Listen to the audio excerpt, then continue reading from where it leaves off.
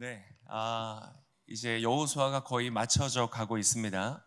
정복 전쟁이 마치고 여호수아 모든 백성들이 마음을 굳게 다지는 시간을 보내고 나서 이제 요단의 동쪽에 먼저 기업을 받았던 지파들이 다시 요단강을 건너 자신의 땅으로 돌아갑니다. 모든 전쟁이 끝났기 때문에 그 지파는 우리가 보았던 것처럼 루벤, 그리고 갓, 그리고 므낫세라는 지파 중에 절반이 이제 그렇게 넘어가게 됩니다. 자, 이제 돌아가면서 한 가지 작은 사건이 발생을 하는데요. 이 세 개의 지파가 요단강 가에서 제단을 쌓게 됩니다. 큰, 눈에 멀리서도 띄는 큰 제단을 쌓게 됩니다. 뭐 제단을 쌓은 일이니까 뭐 그렇게 큰 일은 아니겠죠. 그런데 이것 때문에 엄청난 소란이 벌어지게 됩니다. 자, 이 세 지파가 요단강을 건너고 나서 이 나머지 이 서쪽에 자리를 잡는 이 지파들이 모두 집결하게 됩니다. 군대를 소집합니다. 그리고는 이 세 개의 지파를 향해서 진군을 하는 그런 일이 발생합니다. 약속의 땅을 다 차지하고 이제 기대감과 설레임으로 여러분 처음 살아보는 거잖아요. 다 광야에서 태어나서 늘 떠돌던 사람이 이제 진짜 집이라고 불려지는 곳에 들어가서 살게 되는 이 설레이는 순간인데 그 즐거움을 누리기도 전에 다시 군대로 소집되어서 다른 이들이 아닌 자신과 함께 방금까지 싸웠던 형제들을 향하여서 진군에 나아가는 이러한 일이 벌어진 것입니다. 갑자기 그곳에 전운이 감돌고 위기감과 급박한 긴장감이 그곳에 드리워지고 있는 것이죠. 왜 그랬을까? 왜 그랬냐면 그 제단을 쌓은 사건 때문이 아니라 그 제단을 쌓은 사건에 대한 해석 때문이었습니다. 자, 이 서쪽에 있는 사람들은 이렇게 생각했습니다. 18절에 그들의 해석이 나오는데 우리 18절의 말씀을 한번 같이 읽겠습니다. 시작. 너희가 지금 여호와께 등을 돌리는 것이냐?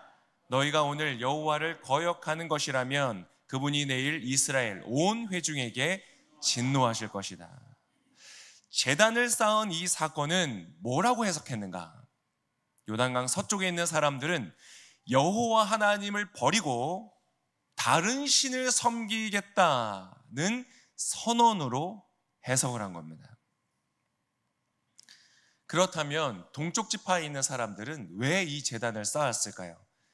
여호수아 22장 27절, 오늘 본문보다 더 뒤로 가면 이렇게 기록되어 있습니다. 같이 읽겠습니다. 이것은 오히려 화목제로 여호와를 섬기겠다는 우리와 당신들 사이에 그리고 다음 세대에 걸친 증거물이 되게 하려는 것입니다. 그러면 나중에 당신들 자손들이 우리 자손들에게 너희는 여호와 안에 몫이 없다라고 말하지 못할 것입니다. 그러니까 동쪽에 있는 사람들은 왜 이 제단을 쌓았는가? 오히려 하나님을 섬기겠다는 선언으로 쌓았다는 겁니다. 시간이 지나서 지금 우리가 다 이제 죽고 다음 세대들이 일어났을 때 혹시 가나안 땅에 살고 있는 사람들이 우리를 향하여서, 우리 자녀들을 향하여서 야, 너희는 가나안 땅 밖에서 살고 있잖아, 그러니까 우리랑 상관없어 라고 말할까 봐 증거물로서 우리는 한 하나님을 섬기고 한 하나님의 언약 안에 있는 백성이라는 것을 증거하기 위해서 그러한 증거물로 제단을 쌓았다는 것입니다. 기특한 생각이죠. 그래서 이 대화를 통해서 오해가 해소가 됩니다. 여호수아 22장 33절에 보면 이렇게 기록되어 있습니다. 같이 읽겠습니다. 이스라엘 자손들은 그 말을 듣고 기뻐하며 하나님을 찬양했습니다. 이스라엘 자손은 그들과 싸워 그들이 살고 있는 땅을 치자는 말을 하지 않았습니다. 자, 이제 그들 안에 드리워졌던 전운이 사라지고 긴장감 대신 큰 기쁨이 그들에게 임하게 됩니다. 그래서 전쟁터가 될 뻔했던 그곳은 찬양의 축제의 자리가 된 것이죠. 너무나 아름다운 해피엔딩이라고 볼 수 있습니다. 전화도 없고 인터넷도 없던 그 시절에 어떻게 보면 이제 가볍게 지나간 해프닝이 된 것이죠. 이 사건은 이렇게 마무리가 되었지만 그러나 결코 작게 다룰 수 있는 사건이 아니었습니다. 굉장한 위기 순간이었죠. 동족끼리, 같은 민족끼리, 하나님의 백성들끼리 전쟁을 치루어서 서로를 죽이는 사건이 될 수 있었던 큰 사고였습니다.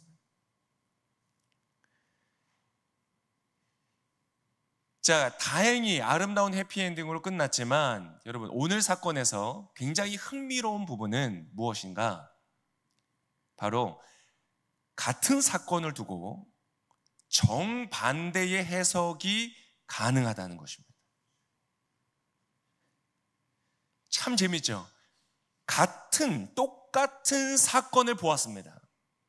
그런데 그들의 해석은 정반대였고 그것은 민족적인 엄청난 비극과 파국으로 몰고 갈 수 있는 갈등의 소지가 되었다. 여러분, 이 사람들은 뉴질랜드처럼 다인종 국가도 아니었습니다. 같은 민족, 조상이 같은 존재들이었고 같은 종교를 가지고 있었고 같은 역사를 가지고 있었어요. 심지어 그것뿐만 아니라 광야 생활이라는 생활 자체를 함께했고 가나안 정복 전쟁도 함께한 모든 공통된 경험을 가진 하나의 공동체였다는 것이죠. 그럼에도 불구하고 전혀 다른 해석을 할 수 있다. 여러분, 이것은 우리에게 굉장히 중요한 사실을 말해줍니다. 여러분, 나의 주위에서 일어나는 사건들도 사람에 따라서 전혀 다르게 해석할 수 있다는 것입니다. 직장 속에서, 교회 공동체 안에서, 친구 관계 안에서, 심지어는 가족 안에서도 어떤 일이 일어납니다. 그런데 그 일을 바라보고 반응하는 상대방의 반응이 너무 이상한 거예요. 왜 저렇게 하지? 도무지 내가 생각할 때는 너무 이상한, 정말 너무 이상한 반응을 보일 때가 있는 거예요. 그럼 왜 그럴까요? 그 사람이 너무 이상한 사람이어서? 그 사람이 이상한 사람이어서가 아니라 그 사건을 바라보는 관점과 해석이 다르기 때문인 것입니다. 오늘 본문에서의 내용을 보면 동쪽 사람들은 자, 우리는 너희들과 하나야, 한 백성이야 라면서 이 제단을 쌓고 뿌듯해하고 있습니다. 우리 정말 잘했어. 이게 우리에게 증거물이 될 거야. 그런데 그 제단을 보면서 서쪽에 있는 사람들은 칼을 들고 자기들을 쫓아오는 거예요. 동쪽에 있는 사람들이 볼 때 어땠을까요? 정상적으로 보였을까요? 아니죠. 너무 이상한 거예요. 아니, 저 사람들 왜 저러지? 왜 칼을 들고 지금 우리 애를 향하여서 쫓아오지? 여러분, 여기서 우리가 또 알아야 될 것은 해석이라는 것은 한 번에서 멈추지 않고요, 연쇄적인 반응을 이루게 됩니다. 왜 저러지? 혹시 우리가 싫은가? 정복전쟁이 이제 끝나서 더 이상 우리가 필요 없다고 생각하니까 우리를 미워서 우리를 죽이려고 하는 것은 아닐까? 여러분, 그래서요, 해석의 차이는 무엇을 가져오냐? 오해를 만들게 됩니다. 오해를 만들게 돼요. 저렇게 하는 걸 보니 우리를 미워하는 게 틀림없어, 우리를 버리려고 하는구나 라고 만약에 동쪽 사람들이 판단을 하고 그 해석을 바탕으로 반응을 했다면 여러분, 오늘 엄청난 비극이 일어났을 것입니다. 그래서 여기서 우리 본문을 통하여 오늘 우리가 배울 수 있는 지혜가 있습니다. 여러분, 상대방의 반응이 나의 예상과 다를 때는 여러분, 멈추셔야 됩니다. 멈추셔야 돼요. 무엇을 멈출까요? 상상을 멈추셔야 됩니다. 저 사람은 왜 저러지? 왜 저런 말을 하지? 왜 저렇게 행동하지? 혹시 이렇게 나를 생각하나? 혹시 이런 의도를 가지고 있나? 여러분, 상상을 멈추셔야 돼요. 그리고 또 하나 멈추셔야 됩니다. 반응을 멈추셔야 됩니다. 어떤 사건이 일어났고 상대방, 그것이 가족이든 동료이든 친구이든 그들의 반응이 나의 예상과는 전혀 다른, 이해가 안 되는 행동을 할 때에 여러분 멈추시라는 것입니다. 상상을 멈추고 반응을 멈추는 겁니다. 당신이 왜 나한테 그러는 거야? 나의 해석을 바탕으로 반응하기 시작하면 오해가 번지기 시작하는 것입니다. 그러면 멈춰서고 나서 무엇을 해야 될까요? 대화를 해야 됩니다. 대화를 해야 됩니다. 오늘 이 동쪽 사람들과 서쪽 사람들이 한 것처럼 대화를 해야 됩니다. 대화는 무엇일까요? 대화라는 것은 질문을 하고 경청하는 것입니다. 내가 하고 싶은 말, 나를 변명하는 말, 나의 주장을 반복하는 것은 대화가 아닙니다. 대화는 듣는 것입니다. 질문을 하고 경청하는 것이죠. 혹시 왜 그러시는지 여쭤봐도 될까요? 저는 이 일을 이렇게 이해하는데 혹시 어떻게 바라보고 계시나요? 라고 질문을 던지고 그 사람의 이야기를 경청해야 됩니다. 아니면 어느새 우리의 마음속에 오해가 싹 틉니다. 분노가 싹 트고 미움이 싹 트고 대화가 단절되는 형태로 갈 수 있는 것이죠. 여러분, 오늘 이 사람들처럼 수십 년을 함께 살아왔던 사람들이라고 할지라도, 늘 같이 밥을 먹고 늘 같이 걸어갔고 늘 함께 했던 사람일지라도 여러분, 해석에서 큰 차이가 있을 수 있다는 것을 여러분 기억하시기를 축원합니다. 서로 다른 해석은 오해를 낳을 수 있기 때문에 여러분 대화를 하시는, 대화의 지혜로운 자들 되시기를 예수님의 이름으로 축복합니다.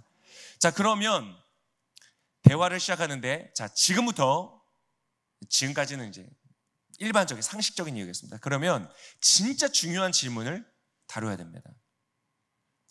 자, 첫 번째 질문은, 그러면 누구의 해석이 맞을까요? 자, 여러분의 삶의 일반적인 생각들을 한번 해보십시오. 어떤 일이 일어났습니다. 그리고 나와 저 사람의 해석이 서로 다릅니다. 생각이 다릅니다. 그러면 보통 누구 해석이 맞을까요? 저는 저를 보니까 주로 내 해석이 맞더라고요. 내 해석이 맞다고 생각하더라고요. 에이, 내가 맞지. 내가 정확하지. 당신은 틀렸어. 라고 하면요, 여러분, 대화가 불가능해지고 전쟁이 일어납니다. 오늘 서쪽에 있는 사람들이, 야, 들어볼 것도 없어. 저 사람 얘기 들어볼 것도 없어. 내 해석이 맞아. 분명한 거야. 라고 생각하고 대화 없이 움직였다면 여러분 오늘 전쟁이 일어났겠죠. 해피엔딩은 없는 겁니다. 그래서 여러분 극단을 피해야 됩니다. 내가 옳아. 항상 내가 옳아. 라고 생각하시는 분은 굉장히 지금 위험한 자리 가운데 있는 것입니다. 사랑하고 아끼는 사람들에게 큰 피해를 주고 있을 수 있습니다. 의도하지 않아도요. 내가 옳다라는 그 생각 하나가 많은 것들을 잃어버리게 만들 수 있다. 때때로는 2번 생각하고 3번 생각해도 내 해석에 확신이 있을 수가 있습니다. 아, 내가 10번 생각해봤는데 그래도 내가 맞는 것 같아. 여러분 오늘 서쪽에 있는 사람들이 그랬습니다. 그래서 사람을 보내어 먼저 물어본 게 아니라 군대를 모았습니다. 자, 이제 각자 기업으로 돌아갑시다 라고 보냈던 사람들을 다시 무장하고 모여라. 그리고는 칼을 뽑아들고 그들의 형제들을 향하여서 진군을 할 정도로 확신을 가지고 있었습니다. 여러분, 그러나 그럼에도 불구하고 아무리 여러분이 확신에 서더라도 여러분 인정하실 수 있어야 됩니다. 나는 틀릴 수 있다. 나의 해석은 틀릴 수 있다.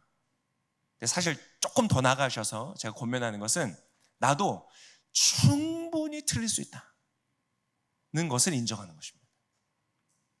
이게 쉽지가 않습니다. 어렵습니다. 그러나 이루시기를 축복합니다. 그것이 성수기요 지혜인 것이죠. 내가 틀릴 수 있다. 나만 옳아는 것은 굉장히 위험한 것이다. 것은 아마 쉽게 동의하실 수 있습니다. 그런데 자, 동시에 반대의 극단도 굉장히 위험합니다. 나만 오라의 반대의 극단이 있습니다. 뭘까요? 네. 궁금하시죠? 궁금 안 하세요? 네. 나만 오라의 반대의 극단은 무엇이냐면 모두가 옳다인 것입니다. 모든 해석이 옳다. 자, 나만 옳다고 주장하는 것은 나쁜 것이니까 자, 우리 모두가 옳다고 하자. 딱 상식적으로 생각해봐도 사실 말이 안 되는데, 그러나 놀랍게도 현대의 거대한 사조가 그렇습니다.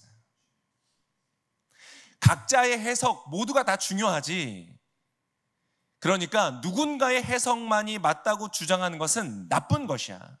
그래서 모두의 해석을 동일하게 인정하자. 그래서 저는 성염색체가 XY이지만 나는 나 스스로 여자라고 해석해요 라고 하면 여자라고 해석을 인정해 줘야 되는 세상에 온 거예요.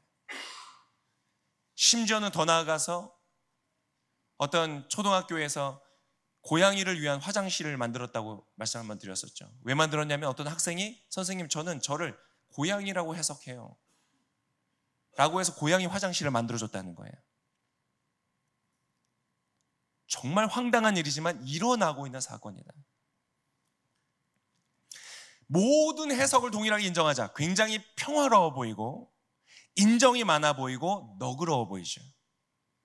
아니야, 너의 해석은 틀렸어, 나의 해석이 옳아 라고 말하는 것은 굉장히 편협해 보이는 시대가 되었습니다. 그렇지만 여러분, 이것은 착각입니다. 모두가 옳다고 말하는 주장은 나만 옳다라고 말하는 주장만큼이나 파괴적입니다. 굉장히 파괴적입니다. 나만 옳아, 내 해석만이 옳아 라고 말하는 것이 단기적이고 급진적인 파괴를 가져온다면 모두가 옳아 라고 말하는 것은 장기적이고 점진적인 파괴를 가지고 옵니다. 그래서 모두가 옳다는 주장을 할 때에, 그것을 사회가 수용할 때 어떠한 파괴가 일어나는가를 GPT가 잘 정리해 줬습니다. 그래서 인쇄를 내서 여러분의 주보 안에 다 넣어드렸습니다. 지금은 설교를 들으셔야 되고 집에 가셔서 보시면 되는데, 기준이 파괴되고요. 간단하게 말씀드리면 기준이 파괴되고 윤리가 파괴되고 공동체가 파괴되고 정체성이 파괴되고 엄청나게 중요한 것들이 파괴되기 시작합니다. 나중에 꼭 가셔서 한번 찬찬히 읽어보시기 바랍니다. 여러분, 그랬던 시대, 요즘 같은 시대가 성경 안에도 있습니다. 모두가 오라 라고 주장했던 시대, 성경 안에 언제인 줄 아세요? 사사기입니다. 제가 고구마 1000개 성경이다 이렇게 부르는, 정말 읽다 보면 진짜 답답해 죽겠는 그 책이 바로 사사기입니다. 사사기에 나타나는 현상들을 분석해 보면 가정이 파괴되고 집단 성폭력과 인신매매가 일상이 된 사회입니다. 사회적 약자를 위한 안전망이 완전히 붕괴되어 있고 폭력이 만연해져 있는 그러한 사회, 그게 바로 사사기입니다. 그 사사기의 특징을 딱 한마디로 정의한 것이 성경에 나오죠. 사사기 21장 25절, 반복되어 있는 말인데 개역개정 버전으로 한번 읽어보겠습니다. 읽겠습니다. 그때에 이스라엘의 왕이 없으므로 사람이 각기 자기의 소견에 오른 대로 행하였더라.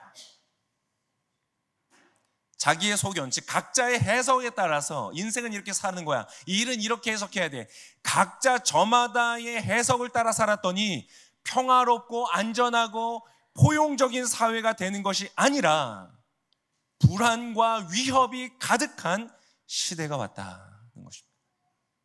사랑하는 성도 여러분, 21세기 여러분, 우리는요 신사사기 시대를 살고 있습니다.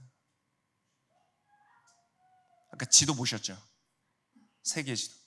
여러분 너무 세상이 안전하게 느껴지지 않으세요? 왜냐하면 우리는 뉴질랜드와 대한민국을 사는데 그 두 나라가 손에 5손가락 안에 꼽히는 이 전 지구 안에서 지금 가장 안전한 나라입니다. 5손가락 안에 들어갑니다. 미국, 중국 모두가 다 위험 요소가 있는 땅들입니다. 여러분, 이제 이 신사사기 시대의 열매들이 무수히 맺히게 될 거거든요. 얼마 안 남았습니다. 유럽은 이미 많이 넘어갔죠. 그런 시대가 올 건데 여러분, 우리는 우리를 위해, 또 뿐만 아니라 우리의 자녀들을 위해서 여러분 이 중대한 질문에 대답을 해야 됩니다. 더 이상 피하면 안 됩니다. 질문에 대답해야 됩니다. 대답해 보세요. 정말 모든 해석은 동일한 가치를 갖는 것인가? 옳은 해석, 틀린 해석이란 정말 존재하지 않는 것인가? 상대방이 무언가를 그 해석을 주장하고 설명하면 나는 그것을 다 인정해야만 하는 것인가? 우리는 질문에 대답해야 됩니다. 인류 역사에서 가장 큰 비극이라고 알려져 있는 2차 세계대전은 해석의 실패가 가져온 참사라고 저는 생각합니다. 지금 시간이 많이 지나서 이거는 넘어갈 텐데요. 독일이 점진적으로 1차 세계대전 이후에 조약들을 어기면서 베르사유 조약을 어기면서 라인란트라는 비무장지대를 진군하고 점진적인 활동을 하거든요. 근데 그때에 유럽의 많은 나라들이 완전히 해석을 잘못합니다. 한 가지만 말씀드리면 그때의 이 영국의 한 이 총리였습니다. 총리인 사람인 민헨 협정이라는 것을 통해서 체코의 핵심 방어선이었던 지역을 독일한테 넘겨주거든요. 그러면서는 돌아와서 자신의 국민들을 향해서 대중연설을 했는데 뭐라고 했냐면, 여러분 이것은 우리 시대의 평화를 이룬 협정입니다. 여러분 이제 집에 가서 편히 쉬셔도 됩니다 라고 발언했습니다. 역사 속에 기록된 대표적인 어리석은 발언이요, 어리석은 해석이었습니다. 그리고 2차 세계대전이 터졌습니다. 그래서 유럽과 미국이 이러한 해석의 전쟁과 싸움 속에서 초기 전쟁 억제의 기회를 놓쳐버린 것이죠. 미국도 마찬가지였는데, 한 가지만 설명드리면, 그때 이제 이 루스벨트 대통령과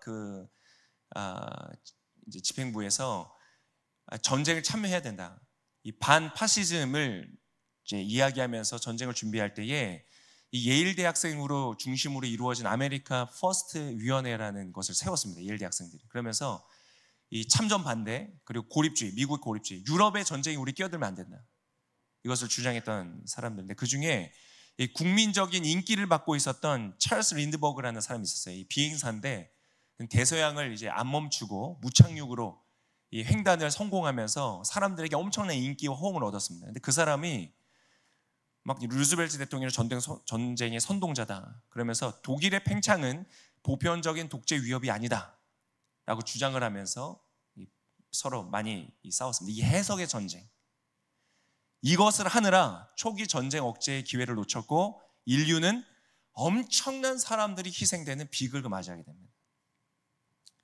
그래서 2차 세계대전은 한마디로 말한다면 엄청난 해석의 실패였다.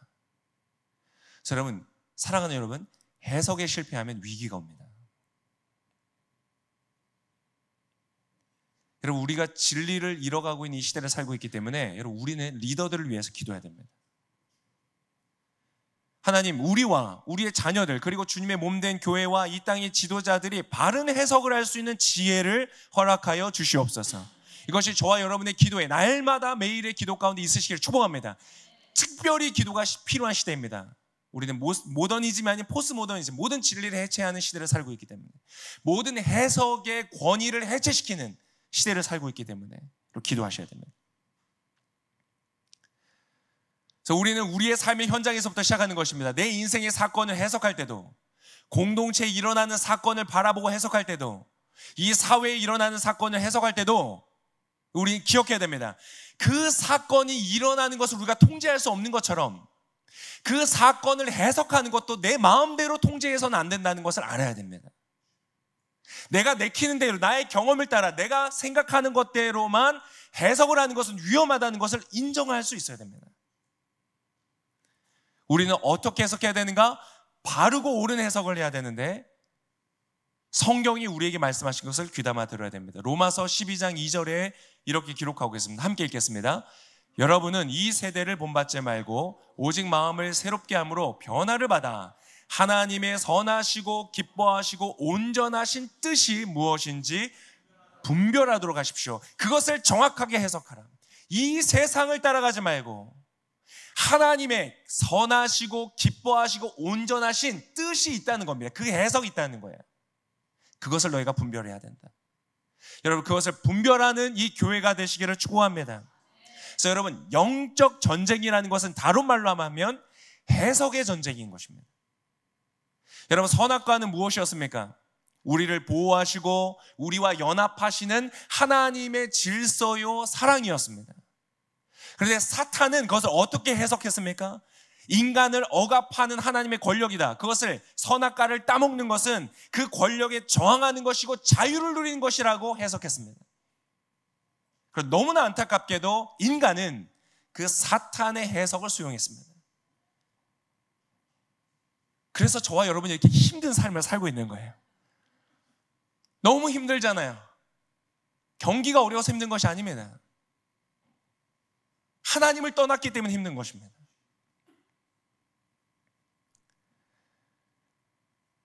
사랑하는 우리 성도 여러분, 하나님의 뜻을 바르게 해석하는 축복이 있으시기를 바랍니다. 세 가지만 또 빠르게 말씀드리고 말씀을 마치겠습니다. 바른 분별과 해석을 위해서 세 가지를 꼭 기억하십시오. 첫 번째, 하나님은 선하시다. 그것을 여러분이 믿으시길 바랍니다. 예레미야 29장 11절에 이렇게 기록하고 있습니다. 여호와의 말이다. 내가 너희를 위해 갖고 있는 계획들을 내가 알고 있으니 그것은 평안을 위한 계획이지 재앙을 위한 것이 아니며 너희에게 미래와 소망을 주기 위한 것이다. 때때로 인생에 고난과 고통이 있을지라도, 여러분 이해되지 않는 사건을 만날지라도 그때 해석이 안 됩니다. 나한테 왜 이러시지? 내가 뭘 잘못해서 벌을 주시나? 하나님이 날 버리시는 것은 아닐까? 여러 가지 두려움과 불안함이 옵니다. 사탄은 그것을 계속 속삭입니다. 하지만 여러분, 하나님을 신뢰하시기를 축복합니다. 하나님의 계획은 선하십니다. 저와 여러분을 향한 하나님의 계획은 선하십니다. 미래와 소망을 주기 위한 것이다. 자, 두 번째는 하나님은 그 선하신 뜻을 이루실 수 있는 지혜와 능력이 있는 분이시다. 로마서 8장 28절에 이렇게 기록되어 있습니다. 함께 읽겠습니다. 우리는 하나님을 사랑하는 사람들, 곧 그분의 뜻을 따라 부르심을 받은 사람들에게는 모든 것이 합력해 선을 이루는 줄을 압니다. 하나님의 뜻을 따라 부름받은 우리는, 에클레시아, 하나님으로부터 부름받은 우리 교회 성도님들은 모든 것이 합력하여 선을 이룰 줄 믿습니다. 여러분, 모든 것이 선하다는 것이 아닙니다. 선하지 않은 일들이 내 삶에 일어납니다. 그러나 하나님과 함께하면 그 모든 것은 합력하여 결과적으로 선을 이루게 될 줄을 믿습니다. 여러분, 이것을 믿으시기를 축복합니다. 다른 상상과 해석을 멈추십시오. 이러다 내 인생이 잘못되는 것은 아닌가? 망하는 것은 아닌가? 내 인생이 이대로 끝나는 것은 아닌가? 아닙니다. 합력하여 선을 이루게 될 줄을 믿습니다. 지금 일어나는 어떤 일들은 슬프고 힘들고 고통스러울지 모르지만 여러분, 그것은 합력하여 여러분의 삶에 유익이 되고 선이 될 줄을 믿습니다. 세 번째, 마지막입니다. 여러분, 바른 분별을 위하여 여러분, 성령님을 의지하십시오. 너무 중요한 말인데 너무 많은 성도님들이 실행하지 않습니다. 내 안에 계신 성령님, 나와 함께 계신 성령님을 잊고 살아갑니다. 멀리 하나님이 저 어딘가에 계신 것처럼 생각하고 살아갑니다. 아닙니다. 여러분, 성령님이 여러분과 함께 하십니다. 성령님을 의지하시기를 축복합니다. 하나님의 뜻, 하나님의 그 선하시고 온전하게 기뻐하신 뜻을 우리가 어떻게 알 수 있겠습니까? 나의 짧은 지식으로 살아봐야 7, 80년밖에 살지 안 되는 우리의 인생을 통하여서 어떻게 하나님의 뜻을 우리가 알 수 있겠습니까? 고린도전서 2장 10절과 11절에 우리에게 이렇게 말씀하십니다. 함께 읽겠습니다. 하나님께서는 성령을 통해 이것을 우리에게 깨달아 알게 해 주셨습니다. 성령께서는 모든 것, 곧 하나님의 깊은 것들까지도 자세히 살피시는 분이십니다. 만일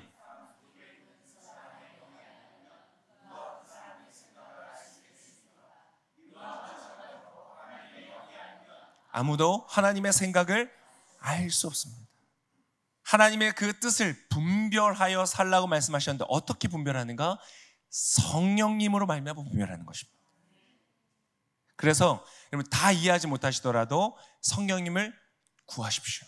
성령님에게 도움을 구하십시오. 날마다 아침마다 눈을 뜰 때마다 성령님을 부르십시오.